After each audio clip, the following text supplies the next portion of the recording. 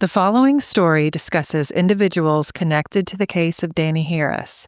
Except for those previously convicted in this matter, no one mentioned in this series has been officially named a suspect, person of interest, or found guilty of any crime related to his death.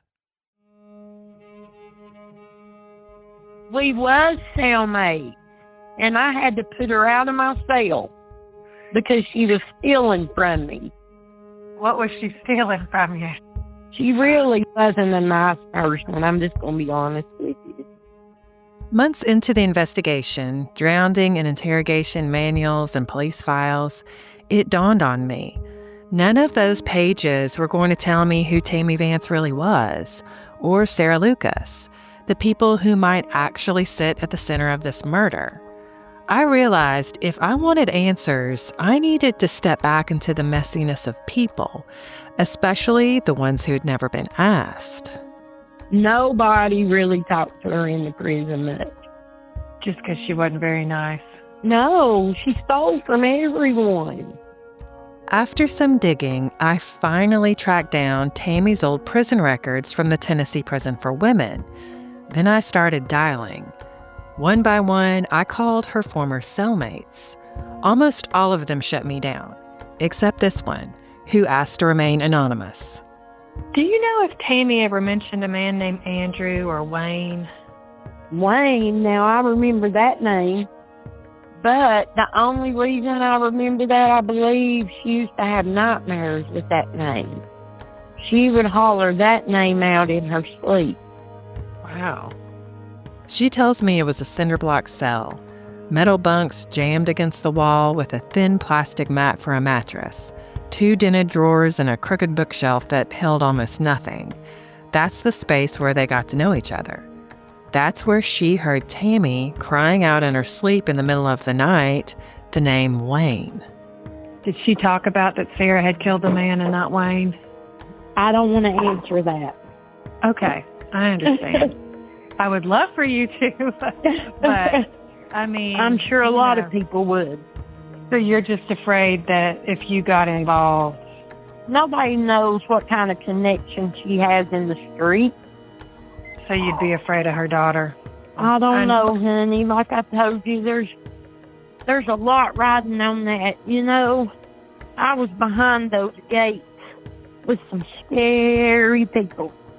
And those people had connections in the free world that people wouldn't think they had. And as bad as she talked about her daughter, I don't understand why she's not already locked up just from other things.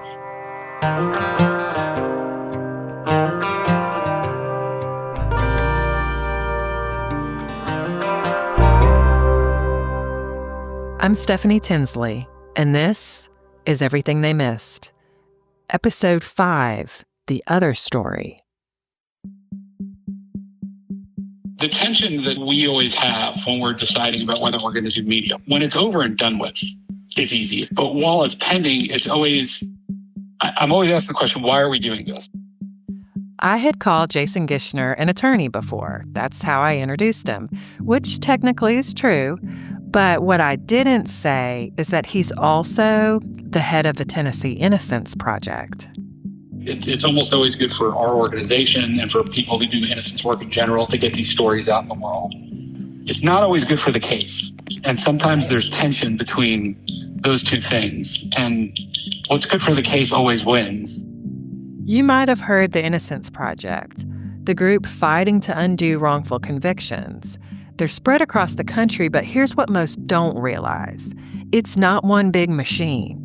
Each state runs its own nonprofit, raising its own money, working its own cases. Sometimes they share resources, but what they really share is the weight. My husband Mark put it best. Files sit on lawyers' desks.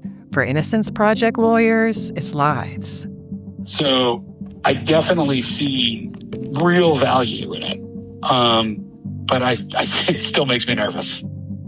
This was my first call with Jason about a year ago when I floated the idea of a podcast. At the time, he didn't exactly sign off on it. Yeah, I mean, it's an easy yes for me to say, let's talk about a case that we've already litigated. Yeah. And the client's been exonerated, and you can talk to them, you can have access to them, So how about this? Would you be okay with us swinging by your office and just kind of talking just a little more in detail about what we're thinking? You guys are welcome to come by. I would love to come by. Okay, I would love. A few days after that call, I was in Jason's office, flipping through case files, but every file he showed me was already resolved. The person exonerated, case closed. That wasn't what I wanted. I told him I wanted something alive, a case I could chase. Jason paused. He had that look people get when they're deciding whether to open a door they may not be able to close. That's when he turned his screen toward me with a PowerPoint. It was Andrew's story.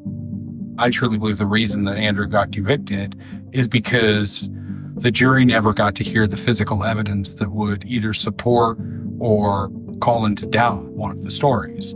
When you match up the cell tower records, the phone records, the bank records, the pawn shop records, right? When you put those in context with Tammy's story versus Sarah's story, well, the evidence backs up one story and refutes another story. But the jury heard very little of that information, and what they heard about it... I was hooked. And more importantly, Jason said yes to the case, kind of. He slid a thumb drive containing all the files in the case across his desk to me, but he said he was reserving the right to shut down my investigation at any time. What makes me nervous about reporters is that I don't want them putting this out in the world yet. And I'm worried if you turn them onto this, they're going to write a story about it. But what's the bad? With shining a light on, Because so are you afraid that... The truth of it is, Stephanie, is that normally we avoid it. We kind of keep everything internal until we are ready to put it out in the world. And I think there are a lot of great things that can come out of doing this, but I am constantly thinking about and nervous about if any aspect of this could adversely affect Andrew. Giving Jason the power to shut it down wasn't how I pictured launching a podcast, but I saw the potential. If Andrew was truly innocent, and I was beginning to lean that way, maybe there was still a chance to set things right. So I agreed, and Jason turned me loose on everything. So we came up with the strategy early on, well, let's figure out if there's evidence out in the world that's going to give us an answer as to which one of these stories rings more true. So there's a couple different ways that you bring an innocence case back into court in Tennessee after all of these years have passed. One of them is new scientific evidence. One of the ways you can get back into court is by filing what's called an error quorum nobis petition, which is when you have new evidence that's not scientific in nature. So what do I mean by that? I mean someone else confessing to a crime, a video of somebody else committing a crime, not DNA evidence, not medical evidence, not scientific evidence on false confessions or bad identifications, right? So what we've got in this case is we have science and non-science. One of the first pieces of evidence they collected were Danny's phone records. We touched on those before. But Jason and his team went further.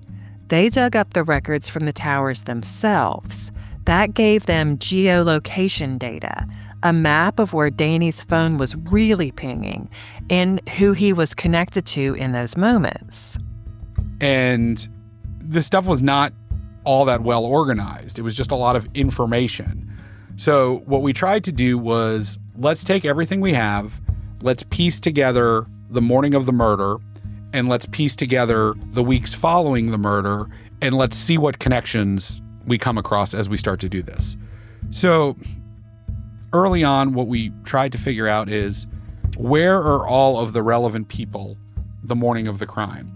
And the information we had to go off of was Tammy Vance testified at trial and said, this is what we did that morning. Her testimony was essentially, I had spent the night at the apartment in Cordova with Mr. Harris.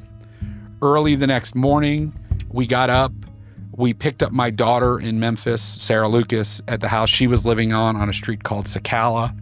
And then the three of us went together and we drove out to West Memphis, Arkansas to get state IDs. On the way back, we stopped at a Burger King and then we went back to Mr. Harris's apartment. Sarah Lucas testified at trial that she didn't remember anything about any of that, and she wasn't with these people that morning. Mm-hmm. And that was the extent pretty much of what she had to say about all of it. We said, well, how can we figure out if what Tammy Vance is saying is accurate? What objective information, independent of these statements, might give us some guidance on that? So we knew we had cell tower records showing us where Danny Harris's phone was on the morning of the murder, because the police had pinged his phone to figure out its location throughout that morning. And lo and behold, when you map where the phone is and you compare it to Tammy Vance's testimony, it's spot on. What we also have is the state ID that Sarah Lucas got in West Memphis, Arkansas on the morning of the murder.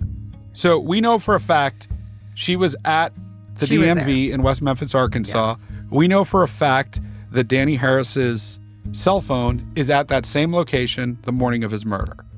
So then what happens after that is Tammy Vance testifies that they drive back, they stop at a Burger King. There appears to be evidence from the cell tower records that there's a stop that looks pretty close to where a Burger King still is. Mm-hmm.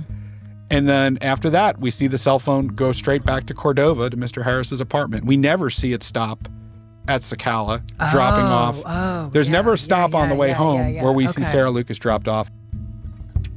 And then there was one other detail. There is nothing on there that shows stops by where Andrew Hayes lives.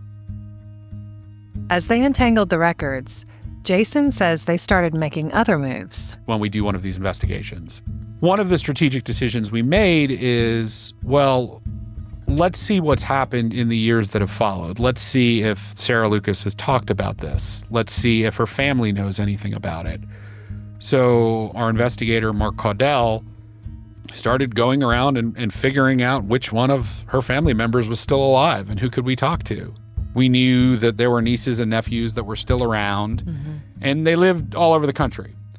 We also thought maybe we might be able to get access to old letters or communications that might exist between Sarah and Tammy, anything that could shed further light on what people knew about this. That's when he hit play on a tape I thought I'd never hear. And I have to warn you, it's raw and vulgar and shocking. And it's been sealed off from the public for years, never broadcast or shared until now. Because Jason's team didn't just stack up affidavits from Sarah's family, they landed a call with Sarah herself.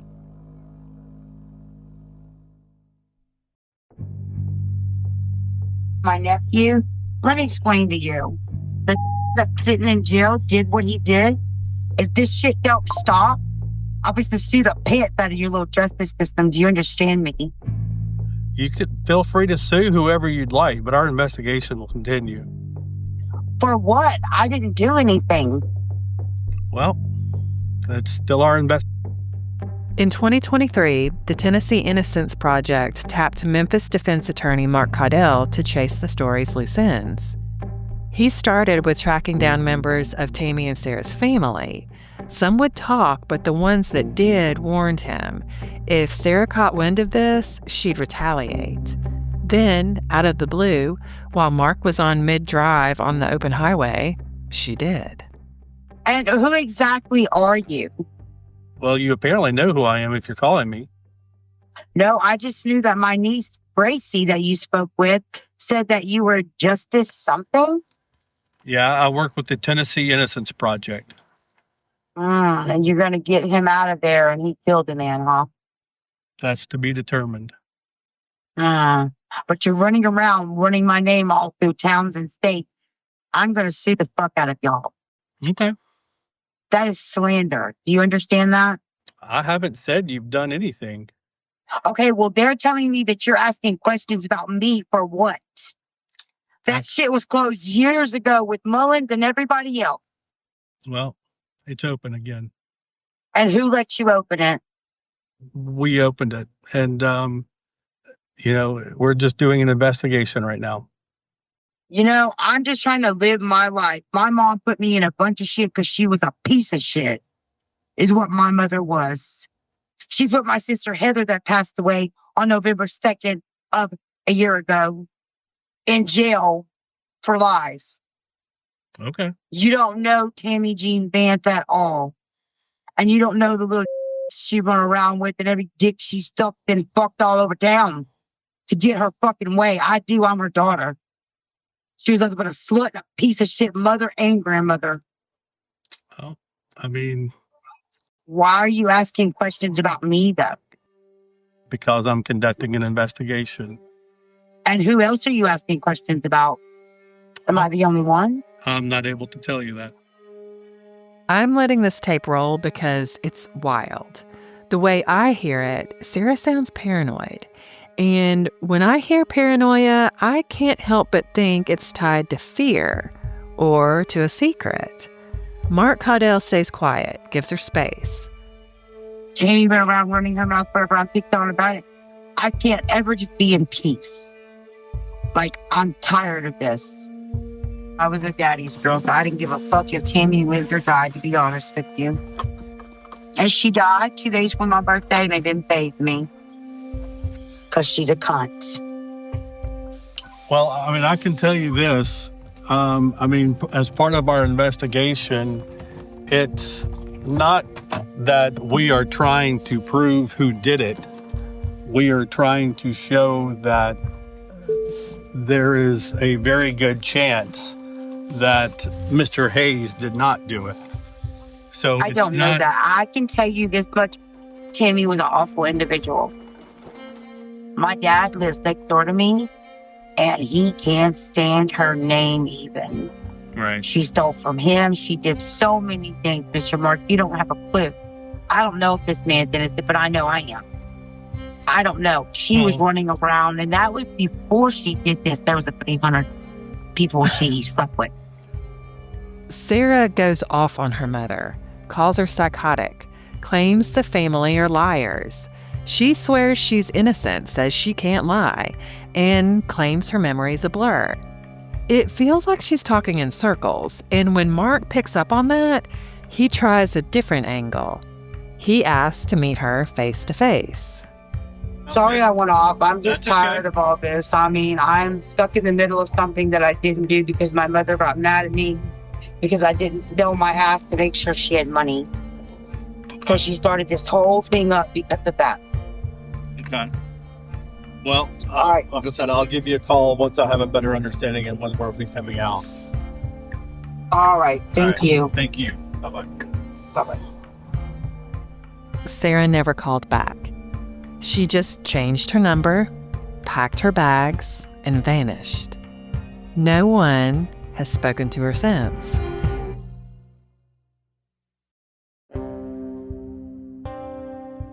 If she knew there was a podcast, I don't know. I don't know how she would react to that or how she will react to it once it comes out. I mean, does she even listen to podcasts? Probably not. When I left the Innocence Project office, I poured over everything Jason gave me. There was a lot, but what grabbed me were the affidavits.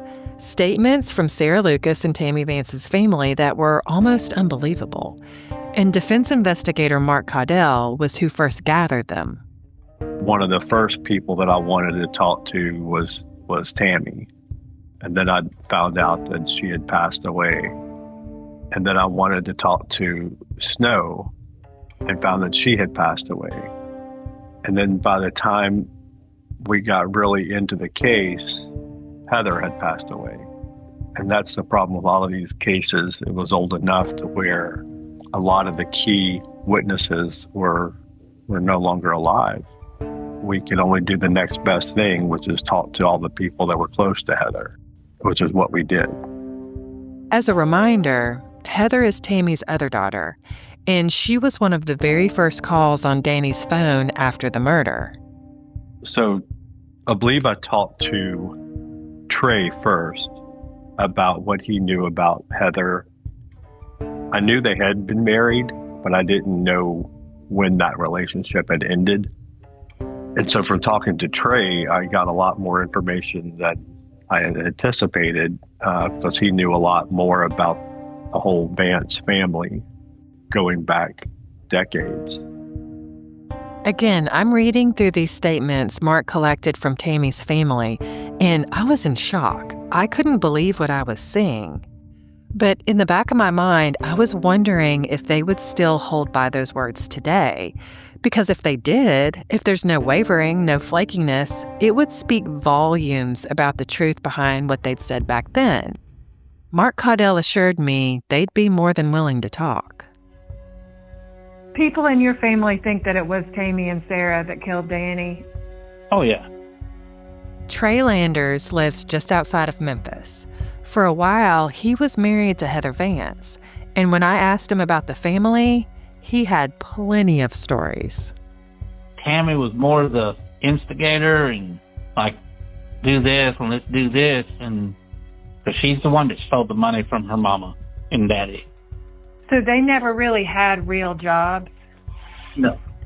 Shortly after I married, I met the grandparents, and the grandfather was telling me about his own daughter stealing from him, and he said, I can tell you not like them. I said, oh, hell no. I said, I don't know much about them. He said, yeah. He said, don't have no dealings with them. Don't let them live with you. Don't let them come in your house and all that, because they'll rob you blind. And sure enough, that's when shit started getting stolen from me. And did you ever meet Sarah? Oh, yeah. Unfortunately, yeah. I didn't have hardly 2 words to say to her, 'cause I can't stand her. I don't like her. I don't trust her. I didn't want her in my house. I didn't even want to know where the hell I lived. Trey told me the break-ins were ongoing, and one night he says he even caught Sarah in the act. He had had enough, divorced Heather, and put as much distance as he could between himself and the Vance family. But distance doesn't erase what he saw up close. So I asked Trey, did he think Tammy or Sarah could be the kind of person to commit this crime? Sarah, just her demeanor and the way she acted, I wouldn't put it past her. Because she's just that type. She would just get hysterical sometimes. Just, what the hell is wrong with you? And fly off the handle real quick. I asked who else might really know Sarah well enough to answer that question. All I know is what Tyler has told me. Tyler is Trey's son, and he said it was no problem making an introduction. Sarah's my aunt, and Tammy was my grandma. And your mom, unfortunately, has passed away? Yes, unfortunately. Tyler was just a teenager when it all went down. At first, I worried reaching out might stir up old wounds, but they assured me it was okay. And honestly, I needed to talk to him because according to his dad, 6 years after the murder, Tyler came across something damning, something the jury never heard, something that pointed to Sarah. I was at my mom's for one summer, and she had a letter from my grandma on the table, and I read it.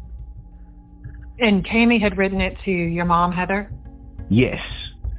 I just happened to see the letter on the table, and I knew it was from my grandma. I was like, oh, cool, she wrote my mom.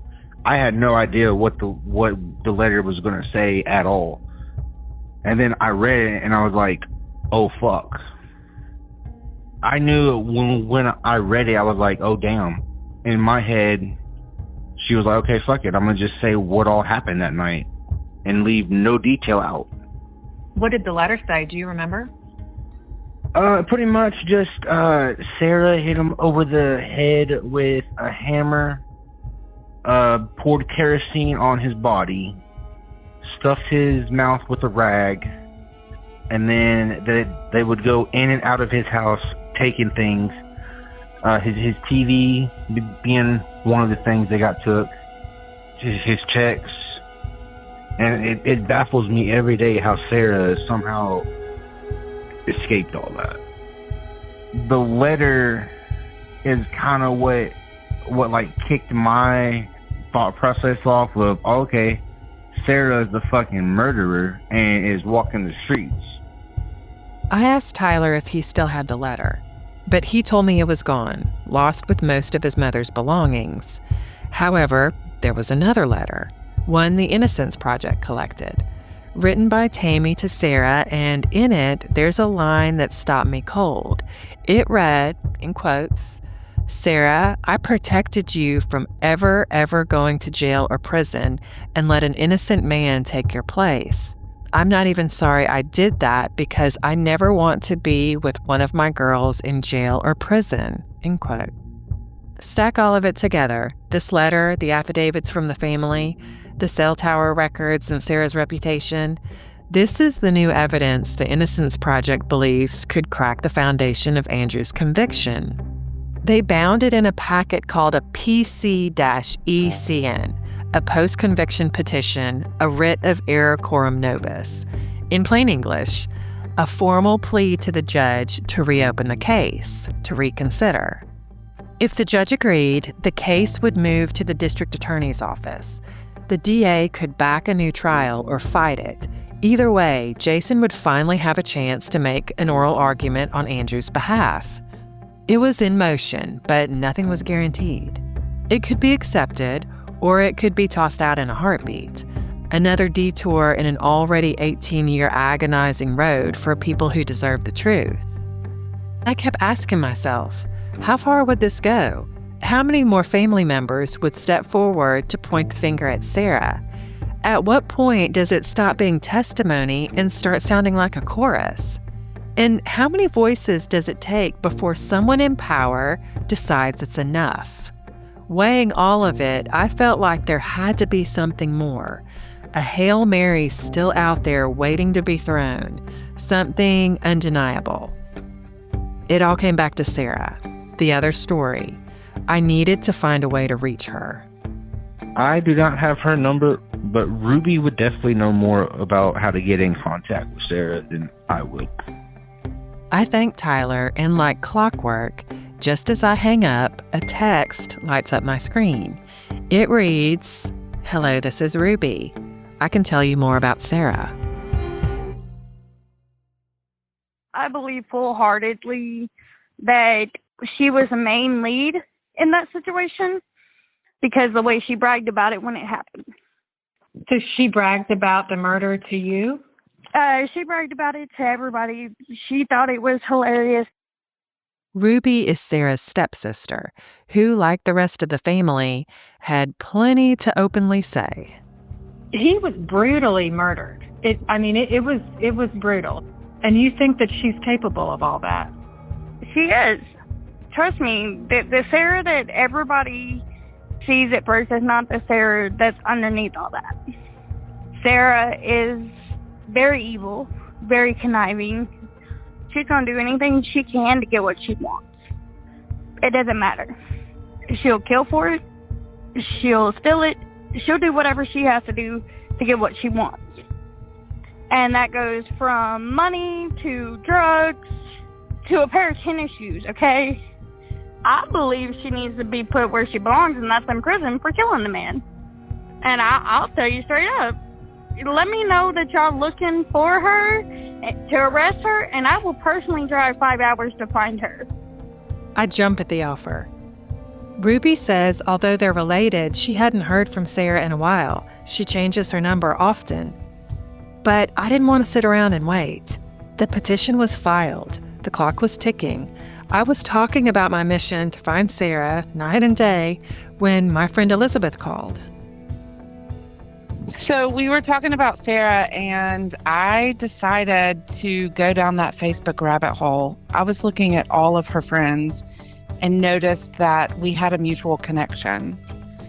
I was blown away, but I reached out to that person to see if they would message Sarah, send a message from us, from you, and they said they would. So they did, and Sarah messaged back.